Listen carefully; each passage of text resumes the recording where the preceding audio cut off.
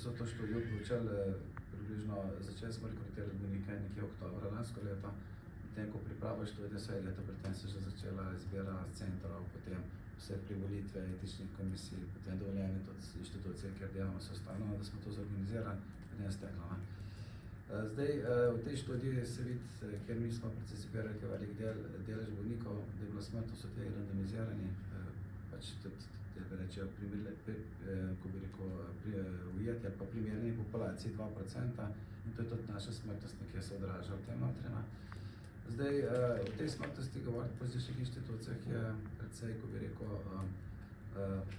lahkotna, je pa potreba pogledati, kakšne so ozadje bolnikov. Prej je tudi direktor omenil, da mi delamo, praktično smo zadnja linija zdravljenja bolnike na različnih težavnostnih stopenj, taki, ki imajo mehansko podporo, ki bi drugače umrli, pa jih praktično rešujemo, tle smrtnost lahko do 60%, do tistih bolnikov, ki so v bistvu vsakodnevni izbor po merilih smernic, recimo star 75 let, za relativno malo dodatnih bolezenskih stanj, tak bolnik ima smrtnost nič tudi pri nas, recimo.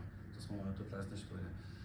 Zdaj je tudi to odvisno, če me že s tistem sprašujete, tiste je pa zajemalo obdobje 2013-2019, ko je Tadeja Kolar delal doktorat, kako to tudi komentira. V tistem obdobju so jasno pokazani, tudi v kasnejšem obdobju v bolniških centrih, ki so vodilni, so bili smrtnosti še večji, kot so bile tam omenjene, tudi smo mi še dobre rezultate imeli takrat.